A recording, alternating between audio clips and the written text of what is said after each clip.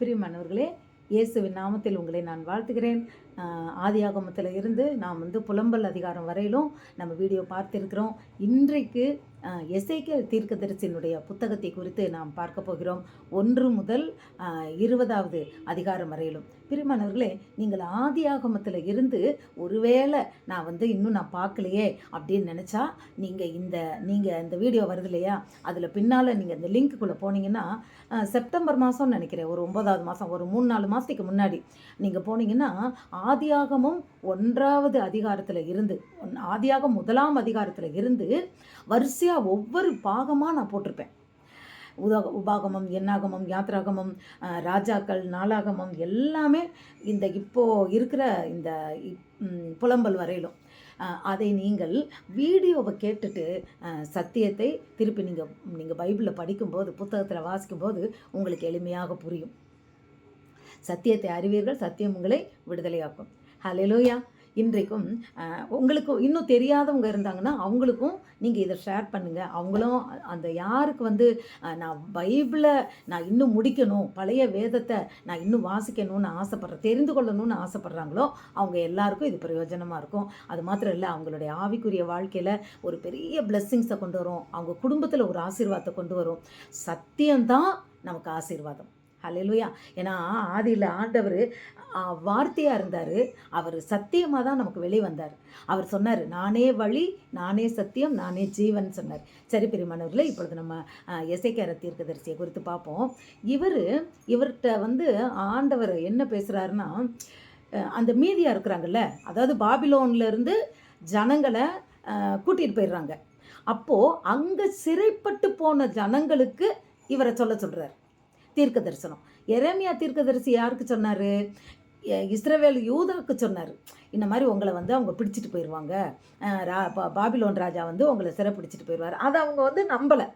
நாங்கள் அதெல்லாம் நம்பாமல் இவரை தூக்கி ஜெயிலில் போட்டாங்க, காவலறையில் போட்டாங்க. இப்போது அவர் போன பிறகு சிறையில் இருக்கிற மீந்திருக்கிற யூத ஜனங்களுக்கு சிறைப்பட்டவர்களை பார்த்து தீர்க்க தரிசனம் சொல்கிறார். சிறைப்பட்டதில் அங்கே போன மீந்திருக்கிற ஜனங்களை பார்த்து அவர் சொல்கிறாரு. அப்போது ஆண்டவர் சொல்கிறாரு, நீ இந்த ஜனங்களை பார்த்து தீர்க்க தரிசனம் சொல்லு, நீ முள்களுக்குள்ளும், நல்லா கவனிங்க, முள்களுக்குள்ளும் நெரிஞ்சிகளுக்குள்ளும் அதுக்கப்புறம் தேள்களுக்குள்ளும் நீ தங்கி இருந்தாலும் நீ பயப்படாத, தைரியமாக சொல்லு. அப்போ இந்த தீர்க்கதரிசியும் கஷ்டம்தான் படணும் இல்லையா? அது மட்டும் இல்லை, அவர் எவ்வளவு சாப்பிடணும்னு கூட சொல்கிறாரு. பிரியமானவர்களே, ஆண்டவர் சொல்கிறாரு, நீ ஒரு நாளைக்கு 20 சேக்கல் மாவு, அதாவது வார்கோதுமை அப்போ 20 மாவில் நீ சாப்பிடணும். 20 சேக்கல் அப்படின்னு சொல்கிறது, ஒரு சேக்கல் அப்படின்னா 12 கிராமா. அப்போது எவ்வளோன்னு கணக்கு பாருங்கள், 20 கிராம், 20 சேக்கல் தான் நீ சாப்பிடணும். ஹின் அப்படின்ற அளவில் நீ தண்ணி 6ல் 1 மடங்கு தான் குடிக்கணும். இந்த ஹின் அப்படின்றத ஒரு இதில் 3.7ன்றாங்க லிட்டர், ஒரு இதில் போட்டிருக்கு. அமெரிக்கனில் அவங்களோட 1.5 கேலனில் எவ்வளவு அளவுன்னு பார்த்தா இது 5.6.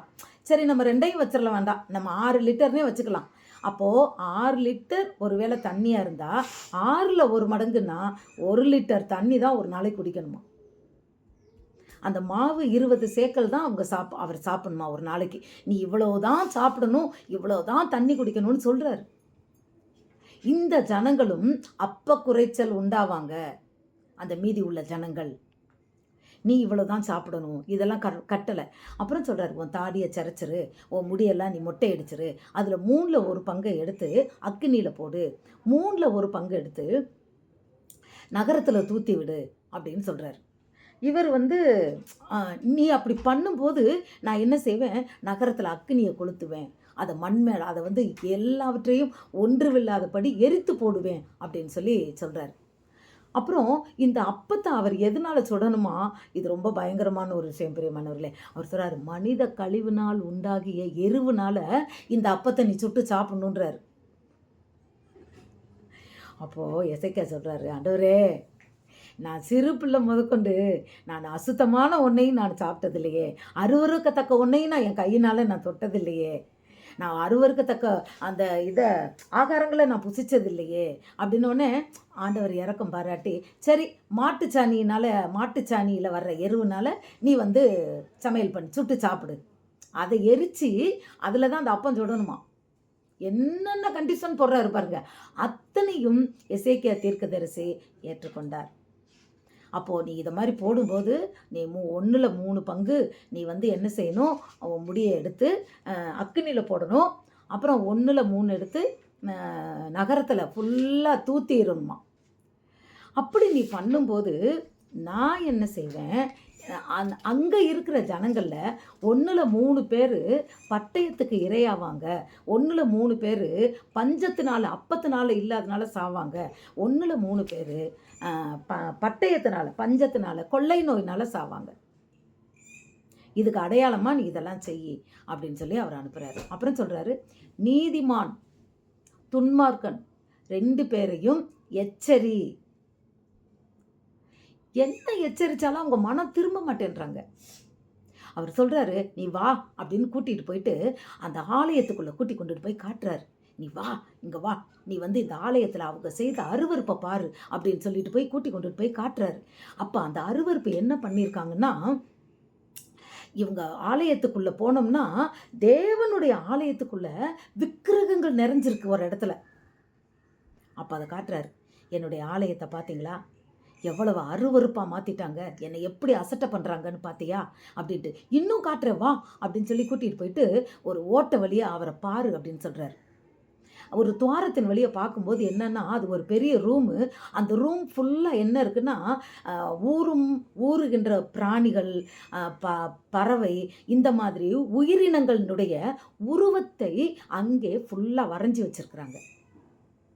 அது மாதிரி ஆண் உருவம் இதெல்லாம் வரைஞ்சி எதுக்கு வச்சுருக்குறாங்கன்னா, அதை கும்பிடுறதுக்காக. அதெல்லாம் அவங்களோட கடவுள் மாதிரி. சைனாக்காரன் கும்பிடுறான்ல, ஒவ்வொரு வருஷமும் ஒவ்வொன்றும் கும்பிடுவான். ஒரு வருஷம் பாம்பு, ஒரு வருஷம் தேள், ஒரு வருஷம் பல்லி, இப்படி எதனாலும் ஒன்று சொல்லி மீன். அந்த மீனுன்னு அதை அந்த வருஷம் கொண்டாடினோடனே மீனுக்கு ரொம்ப டிமாண்டாக போயிடும். எல்லார் வீட்லேயும் மீன் வளர்ப்பாங்களாம். ஏன்னா அதுதான் பிளெஸ்ஸிங்ஸ்ட்டு. எப்படிப்பட்ட முட்டாள்தனம் பாருங்கள். இது அப்பமே இருந்திருக்கு.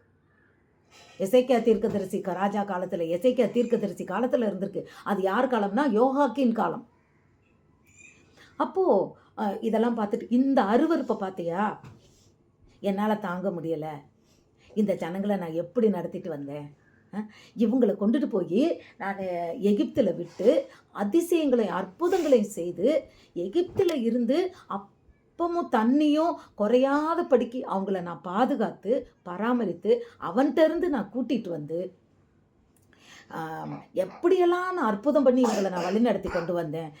மன்னாவை கொடுத்தேன், கானான் தேசத்துக்குள்ளே கொண்டுட்டு போய் விட்டேன், அங்கே பாலும் தேனும் ஓடிச்சு. இப்படியெல்லாம் இந்த ஜனங்களை நான் ஆசீர்வதித்தேன். கடைசியில் இவங்க என்னை மறந்துட்டாங்க பார்த்தியா. ஹல்லேலூயா. என்னை இந்த ஜனங்கள் எண்ணி முடியாத நாட்களாய் என்னை மறந்துட்டாங்க பார்த்தியா. அப்போது மூப்பர்கள் இவங்களை போய் பாரு, இன்னும் ஒன்று காட்டுறேன் வந்து பாரு அப்படின்னு சொல்லிட்டு கொண்டுட்டு போய் காட்டுறாங்க.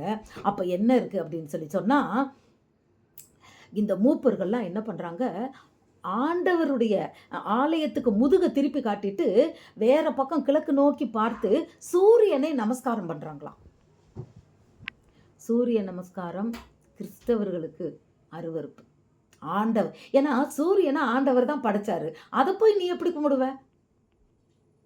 அவர் சொல்றாரு, நீ எப்படி கும்பிடுவ? அருவருப்பு. இப்படிப்பட்ட அருவருப்புகளை இவங்க செய்கிறாங்க பாரு. சூரியனை போய் அவங்க கும்பிடுறாங்க பார்த்தியா, அதை காட்டுறாரு. இந்த அருவருப்புகளின் நிமித்தமாய் நான் வந்து அவங்கள கேட்காம விடுவேனா? நான் அவங்களுக்கு இரக்கம் காட்ட மாட்டேன். அவங்க குறுகி போயிடுவாங்க, கொள்ளையாடி போவாங்க. சத்துருக்களினுடைய மத்தியில் அவங்க வந்து அவங்களால கொள்ளையாடப்பட்டு போயிடுவாங்க. அப்பமும் கிடையாது, அவங்களுக்கு தண்ணியும் கிடையாது. நான் அவங்கள வருத்துவேன். என்னன்னா, அப்பா தகப்பன் பிள்ளையோட மாம்சத்தை திம்பானா, பிள்ளை தகப்பனோட மாமிசத்தை திம்பானா. அப்பா பிள்ளையோட மாமிசம்னா சின்ன பிள்ளைய தான் அவன் திங்க முடியும், பெரிய பையனை திங்க முடியாது, ஓடி போயிடுவான். அப்போ பெரிய பையங்க அப்பாவோட மாமிசத்தை சாப்பிட்றாங்க. ஒவ்வொருவனும் அடுத்தவனோட மாம்சத்தை சாப்பிடுவானா. ஏன்னா அப்பம் குறைஞ்சிருச்சு. அப்பத்தை இல்லாதபடி நான் தேசத்தை நான் கவுத்து போடுவேன். அதனால தான் இவரையே சொல்கிறாரு, 20 சேக்கல் தான் நீ சாப்பிடணும், 1 ஹின் தண்ணி தான், 6ல் ஒரு ஹின்ற படி அளவில் 6ல் 1 மடங்கு தண்ணி தான் நீ குடிக்கணும் அப்படின்னு. இது இதுக்கு அடையாளம் அப்படின்னு சொல்லிட்டு, அப்போ இதெல்லாம் நீ போய் சொல்லு, எவ்வளவோ நான் கொண்டு வந்தேன், எவ்வளவோ இவங்களை நான் காப்பாற்றினேன், ஆனாலும் என் ஜனங்கள் என்னை மறந்துட்டாங்க, அவங்க வேசித்தனம் பண்ணுறாங்க. மெயினாக அவர் சொல்கிறது விக்கிரக ஆராதனை, சூரிய நமஸ்காரம், உருவங்களை வழிபடுறது, தேவனை சத்தியத்தை கடைப்பிடிக்காமல் இருக்குது. என் கற்பனைகள், என் கட்டளைகள், என் கற்பனைகள், நியாயப்பிரமாணங்களை அவன் கடைப்பிடிக்கலை, நீதி செய்யலை, நியாயம் செய்யலை. இவங்க எல்லாருமே பின்வாங்கி போயிட்டாங்க. அவங்கள நான் பழி வாங்குவேன். நீதிமான் எவ்வளவுதான் துன்மார்க்கனாக இருந்தாலும், நீதி செஞ்சாலும், அவன் துன்மார்க்கனை, அதாவது அவன் தவறு பண்ணிட்டான்னா அவன் செஞ்ச நீதி நிமித்தமாக நான் அவனை மன்னிச்சிட மாட்டேன். அவன் செஞ்ச அக்கிரமத்தின் நிமித்தமாக அதுக்கேற்ற தண்டனையை அவனுக்கு கொடுப்பேன். ஆனால் துன்மார்க்கனை பற்றி சொல்கிறாரு, துன்மார்க்கன் தான் மனம் திரும்பி தான் செய்த தவறுகளை, துன்மார்க்கத்தையும் அவன் போன வழியையும் கிரியைகளையும் நினச்சி புலம்பி அழுது அவன் மனம் திரும்பிட்டானா ஆண்டவர்கிட்ட, அவனை நான் மன்னிப்பேன். ஏன்னா அவர் சொல்கிறாரு, துன்மார்க்கன் சாகிறது எனக்கு விருப்பம் அல்ல. அல்லேலூயா. பாருங்க எவ்வளோ இரக்கமுள்ள ஆண்டவர் பாருங்க. துன்மார்க்கன் சாகிறது எனக்கு விருப்பம் அல்ல, மனம் திரும்பி பிழைப்பது தான் எனக்கு விருப்பம். அதனால நீதிமான் துன்மார்க்கனாக மாறினாலும் அக்கிரமம் பண்ணாலும் அவன் தண்டனை உண்டு. அதை மாதிரி துன்மார்க்கத்திலே இருந்தால் அவன் சாவான், அவன் பிழைப்பதில்லை அப்படின்னு சொல்லிட்டு ஆண்டவர் சொல்கிறார், நீ போய் சொல்லு, துன்மார்க்கனையும் நீதிமானையும் பார்த்து சொல்லு. அப்படி சொல்கிறார். நீதிமான் அப்படின்றதுக்கு ஒரு 12 பாயிண்ட் பிரியமானவர்களே. இப்போ நம்ம இதெல்லாம் விட்டுருவோம். நம்ம ஆண்டவருடைய இப்போ இது எல்லாம் கேட்டதை காட்டிலும் முக்கியமான இப்போ ஒரு என்ன சொல்கிறதுன்னா, நம்ம எல்லாருமே நீதிமானாக மாறுறதுக்கு பெர்கமன் ஐயா பாட்டு பாடுவார், நான் நீதிமான் நான் இரத்தத்தினே கழுவப்பட்ட நீதிமான். ஆண்டவரோட ரத்தத்தினால், இப்போ புதிய ஏற்பாடு, புதிய காலத்தில் இயேசு கிறிஸ்துவின் ரத்தத்தினால் நம்ம பாவங்கள் கழுவிருச்சுன்னா நம்ம அக்கிரமங்கள், நம்ம சாபங்கள், நம்மளுடைய துன்மார்க்க ஜீவியம் முடிந்தது, நம்ம புதுசாக மாறிடுறோம். அப்போ நான் ரத்தத்தினால் கழுவப்பட்ட நீதிமான்னு சொல்கிறாரு. அப்போது நீதிமான் அப்படின்றது என்ன அப்படின்னு சொல்கிறது ஒரு 12 பாயிண்ட் சொல்கிறாங்க பிரியமானவர்களே. அதை உங்களுக்கு நான் சொல்கிறேன். அதை நம் வாழ்க்கையில் நம்ம ஒவ்வொருவரும் நம்ம கடைப்பிடிக்கணும். நம்பர் 1, மலை மேலே ஆகாரம் போய் நீ சாப்பிடாத. அதாவது மலை மேலே சாமி கும்பிட்டுட்டு அவங்க அங்கே சாப்பாடு சாப்பிடுவாங்கள்ல, அதை நீ சாப்பிடாத. மலைகளின் மேல் நீ என்ன செய்யக்கூடாது, சாப்பிடக்கூடாது, விக்கிரகத்தை வணங்கக்கூடாது. இது ஒரு பாயிண்ட். 2வது பாயிண்ட்டு, இது ஒரு பாயிண்ட்டு, மலை மேலே போய் நீ விக்கிரகத்துக்கு படைக்கப்பட்டதையோ விக்கிரகத்துக்கு இது பண்ணதையோ நீ சாப்பிடாத, விக்கிரகத்தை கும்பிடாத. 2வது பாயிண்ட்டு, அயலானுடைய மனைவியை நீ பார்க்காத, அது ரொம்ப தப்பு. 2வது, அது நீதிமான். அயலானுடைய மனைவிகளை நீ தீட்டுப்படுத்தாது, விபச்சாரம் பண்ணக்கூடாது, சரிங்களா? உன் கண்ணு கூட அவளை பார்க்கக்கூடாது. இதுதான் நீதிமான். யோபு சொல்லுவார், நான் அடுத்தவளை நான் பார்க்கறது எப்படி, ஒரு ஸ்திரீ நான் பார்க்கறது எப்படிம்பார். கண்ணோடு உடன்படிக்கை. நீதிமான் அப்படின்னா அடுத்தவங்களுடைய மனைவியோ அடுத்த ஒரு ஸ்திரீயவோ கண்ணால் பார்க்கக்கூடாது, அதாவது தப்பாக பார்க்கக்கூடாது. அடுத்து, தூர ஸ்திரீயோடு ஒன்று சேரக்கூடாது, தன் மனைவியாக இருந்தாலும். அந்த நேரங்களில் அது மாதிரி இருக்கக்கூடாது, கணவன் மனைவியாக இருக்கக்கூடாது. இது முக்கியமான பாயிண்ட்டு தான் பிரியமானவர்களே. ஒருவேளை தெரியாதவங்க இருந்தாங்கன்னா இதை தெரிந்து கொள்ளட்டும். இது நீதி. இந்த நீதியை மீறக்கூடாது. இது நமக்கு கட்டளை. இது ஆதியாகமம், இது யாத்திராகமம், உபாகமத்திலே வரும். நீங்கள் இந்த தூரஸ்திரியோட சேரக்கூடாது அப்படின்ட்டு. அடுத்து, கொள்ளையிடாத, அடுத்தவனை கொள்ளையிடாத, ஒருவனையும் ஒடுக்காத, சரிங்களா? யாரை ஒடுக்கிறது வேற, கொள்ளையிடுறது வேற. கொள்ளையிடுறதுனா டோட்டலாக போய் எல்லாத்தையும் திருடிட்டு வந்துடுறது. ஒடுக்கிறதுனா அவனை கொஞ்சம் கொஞ்சமாக நெருக்கி அவனை ஒன்றும் இல்லாமல் போக பண்ணுறது. ஒடுக்குறது, ஏழையை ஒடுக்குறது, நம்மகிட்ட கூலி இல்லாமல் கூலி கொடுக்காம அவனை ஏமாத்துறது, இதெல்லாம் மற்றவனை ஒடுக்குறது. அடுத்து அவனை ஒடுக்கக்கூடாது, கொள்ளையடிக்கக்கூடாது. அடுத்து உன்னோட அப்பத்தை பசிக்கிறவனுக்கு பங்கிட்டு கொடுத்தா அவன் நீதிமான். அல்லேலூயா. வஸ்திரம் இல்லாதவனுக்கு உன்னோட வஸ்திரத்தை கொடுத்தேன்னா நீ நீதிமான். உனக்கு அந்த இறக்கம் வரணும். ஆண்டவர் சொல்கிறார்ல, நான் நாளைக்கு நீங்களாம் வருவீங்க, நான் வஸ்திரம் கொடுத்தேன், நான் உங்களுக்கு அது கொடுத்தனே இது கொடுத்தனேன்னு கேட்பீங்க. அப்போ நான் கேட்பேன், நீங்கள் யாருன்னே எனக்கு தெரியாதேன்னு சொல்லுவேன். அப்போது நீங்கள் என்னை பார்த்து கேட்பீங்க, நாங்கள் உன் நாமத்தினால பிசாசுகளை விரட்டணுமே, உன் நாமத்தினால அற்புதம் செஞ்சோமே. அப்போ அவர் சொல்லுவாராம், அக்கிரமக்காரர்களே அப்பாலே போங்கள். யாரை பார்த்து? இயேசு கிறிஸ்து அவர் உயிர்த்தெழுதலின் வருகையின் போது இந்த அவருக்கு ஊழியம் பண்ணவங்களை பார்த்து சொல்லுவாராம், அக்கிரமக்காரரே நீங்கள் அகன்று போங்க. ஏன்னா நான் பசியாக இருந்தேன், நீங்கள் எனக்கு சாப்பாடு கொடுக்கல. நான் வஸ்திரம் இல்லாத இருந்தேன், நீங்கள் எனக்கு வஸ்திரம் கொடுக்கல. ஆண்டவரே, நீர் எப்போ பசியாக இருந்தீரு? நீர் எப்போ வஸ்திரம் இல்லாமல் இருந்தீரு அப்படின்னு இவங்க கேட்குறாங்க. அதுக்கு அவர் சொல்கிறாரு, சிறியவன் எளியவனில் ஒருவன் எப்படி இருக்கிறானோ அவனுக்கு நீ என்ன செய்தையோ அதை எனக்கே நீ செய்தது. பசி இல்லாமல் இருக்கிறவனுக்கு சோறு போட்டேன்னா அது எனக்கு போட்டது மாதிரி, வஸ்திரம் இல்லாதவனுக்கு நீ ஒரு துணி கொடுத்தேன்னா அது எனக்கு கொடுத்த மாதிரி. அல்லேலூயா. அப்போ பழைய ஏற்பாட்டு காலத்தில் ஆண்டவர் சொல்கிற நீதியை புதிய ஏற்பாட்டு காலத்தில் தேவன் அதை இயேசு அதை நீங்கள் நிறைவேற்றலைன்னா நீங்கள் என்ன ஊழியம் பண்ணாலும் நீங்கள் வர முடியாதுன்றாரு பரலோகத்துக்கு. சத்தியத்தை தெளிவாக பேசுகிறாரு.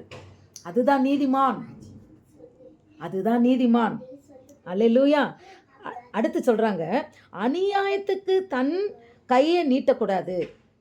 ரெண்டாவது, வட்டி கொடுக்காதன்றார். நீ வட்டி வாங்காத, பொலிசாக வாங்காத. பொலிசைன்னா என்னன்னு தெரியல எனக்கு. பொலிசைன்றது லஞ்சமா, அடுத்தவங்ககிட்ட அதிகமாக வாங்குறது. ஒரு நம்ம இவ்வளோதான் அப்படின்னா அதுக்கு மீறி இப்போ ஒரு போகிறாங்க ஒரு விஷயத்தில் 100 ரூபாய்க்கு நம்ம ஒரு கார்டு வாங்குகிறோம், 50 ரூபா கொடுத்தா சீக்கிரம் பண்ணி தரேன்னு சொல்கிறது தான் பொலிசை. ஏமாத்துறது, லஞ்சம் வாங்குறது. இது அரசாங்கத்தில் அந்த வேலையில் இருக்கிறவங்க அரசியல்வாதிகள் இந்த மாதிரி கொஞ்சம் வாங்குவாங்கல்ல. அப்போ அவர் சொல்கிறாரு, நீ லஞ்சம் வாங்காத, அதை தான் பொலிசை வாங்கக்கூடாது, வட்டிக்கு பணத்தை கொடுக்கக்கூடாது, அநியாயமாய் நீ மற்றவங்கிட்ட நீ நடக்கக்கூடாது. அல்லேலூயா. அடுத்தது சொல்கிறாரு, மனிதருக்குள்ள வழக்க நியாயம் கரெக்டாக தீர்க்கணும். இன்றைக்கி எத்தனை வக்கீல், நம்ம கிறிஸ்டியன் வக்கீல் அப்படி இருக்கிறாங்க பாருங்கள். பணத்துக்காக தான் அவங்க நீதி செய்கிறாங்க. பணம் வாங்கினாங்கன்னா அவங்களுக்கு சப்போர்ட்டு. இன்றைக்கு நான் சொல்கிறேன் பிரியமானவர்களே, இது 100க்கு 100 உண்மை. எத்தனையோ கிறிஸ்தவ வக்கீல்களே கிறிஸ்தவங்க போய் டைவர்ஸ் பண்ணும்போது அவங்க 2 பேரையும் ஒன்று சேர விடாதபடிக்கு துட்டை இங்கிட்டும் அங்கிட்டும் வாங்கிக்கிட்டு டைவர்ஸ் வாங்கி கொடுக்குறதுல தான் அவங்க முக்கியமாக இருக்கிறாங்க. ஏன்னா அவங்களுக்கு தேவை பணம். ஆண்டவர் சொல்கிறார், மனிதனுக்கும் உள்ள வழக்கை நியாயமாய் தீர்ப்பாயாக, அவன் தான் நீதிமான். பொய் வழக்கு, நீ ஒரு வக்கீலாக இருந்துட்டு பொய்க்கு நீ சப்போர்ட் பண்ணுன பரலோகம் போக முடியாது. இது சத்தியம், ஏன்னா இது வேதம் சொல்லுது. அல்லேலூயா. அடுத்து ஆண்டவர் சொல்கிறார், என் கற்பனைகளின்படி என் கட்டளைகளின்படி செய்து என் நியாயத்தை கை கொள்ளுங்கப்பா, அதுதான் நீதிமான். அல்லேலூயா. அப்போ ஆண்டவர் என்ன சொல்கிறாருன்னா, இத்தனையும் நீ சொல்லிட்டு பாவம் செய்கிறவங்களை நான் சாகு ஒப்பு கொடுக்கறது எனக்கு பிரியம் இல்லைப்பா. நீ பாவியை தான், ஆனால் உன்னை மரணத்துக்கு ஒப்பு கொடுக்கறதுக்கு எனக்கு பிரியம் இல்லைப்பா. நீ மனம் திரும்பணும் தான் எனக்கு பிரியம். மனம் திரும்பி துன்மார்க்கன் ரட்சிக்கப்படுவதுப்பா. மரணத்திலிருந்து அவனை நான் பாதுகாப்பது தான் எனக்கு பிரியம். அதனால் நீங்கள் என்ன பண்ணுங்க, மனம் மாறுங்க, மனம் திரும்புங்க, என் கிட்ட வாங்க. என்னோட இந்த 12 இப்போ நான் சொன்னேன் இல்லையா, யார் நீதிமான்னு, அந்த நீதிமானாக மாறுங்க. அந்த நீதிமானாக வர்றதுல தான் ஒன்று தேவனோட எல்லா கற்பனைகளையும் கடைப்பிடிக்கிறது. இன்றைக்கி ஆண்டவர் அறியாதவங்க கூட நிறையா ஏழைகளுக்கெல்லாம் கொடுப்பாங்க தெரியுமா, நிறைய அன்னதானம் பண்ணுவாங்க. ஆனால் அவங்க லஞ்சம் வாங்கியிருப்பாங்க, கொள்ளையடிச்சிருப்பாங்க, அநியாயமாக வட்டிக்கு வாங்கியிருப்பாங்க. அதில் போடுறது அடிபட்டு போயிடும். நீதிமான் இல்லை, அதில் கர்த்தர் பிரியப்பட மாட்டார். நீ உண்மையாக நேர்மையாக உழைக்கணும், வட்டிக்கு கொடுக்கக்கூடாது, அநியாயமாக யார்கிட்டையும் லாபம் வாங்கக்கூடாது, அநியாயமாக ஒருத்தனை ஒடுக்கக்கூடாது, நீதியும் நியாயமும் செய்யணும். ஜனங்களுக்குள்ள நியாயத்தை உண்மையாக நீ நியாயம் தீர்க்கணும். மனுஷருக்குள்ள வழக்கில் என்னுடைய நீதி நியாயங்கள் எல்லாவற்றையும் உண்மையாக நீர் கடைப்பிடிக்கணும். அது மட்டும் இல்லை, மலை மேலே போய் நீ போய் என்ன பண்ணக்கூடாது, சாப்பிடக்கூடாது, விக்கிரகத்தை நீ கும்பிடக்கூடாது. அப்போது இத்தனையும் ஒரே செகண்ட், இத்தனையும் நீங்கள் செய்யக்கூடாது அப்படின்னு சொல்லி அந்த நீதிமான்னா யாருன்றத எசேக்கியால அவ்வளோ அழகாக ஆண்டவர் சொல்கிறார். இது 1லேருந்து 20 வரைக்கும் பிரியமானவர்களே. இந்த 20க்கு அப்புறம் நாளைக்கு பார்க்கலாம், சரிங்களா? இன்றைக்கு கர்த்தர் நம்மளோடு என்ன பேசினாரோ அதற்கு நம்மை ஒப்பு கொடுக்கலாமா? நான் நீதிமானாய் நான் மாறுவேன். இன்னைக்கு கொஞ்சம் வீடியோவில் கொஞ்சம் டிஸ்டர்பன்ஸ் இருக்கும். ஏன்னா என் 2 பேத்தியாலும் இங்கே வந்து அவங்க கட்டில் உட்காந்து டிஸ்டர்ப் பண்ணிக்கிட்டு இருக்காங்க. அவங்களுக்கு லீவ் இல்லை, அதனால அவங்க 2 பேரையும் நான் காட்டுறேன். வாங்க 2 பேரும், நீங்கள் வா, இப்படி வா. ஸ்தோத்திரம் சொல்லு, ஸ்தோத்திரம் சொல்லணும், ஸ்தோத்திரம் சொல்லு. நீங்கள் வா, நீ இப்படி இரு, இந்த பக்கம் வா. ஸ்தோத்திரம் ஸ்தோத்திரம் சொல்லு, ஸ்தோத்திரம் சொல்லு. ரெட்டை குழந்தைங்க. God bless you.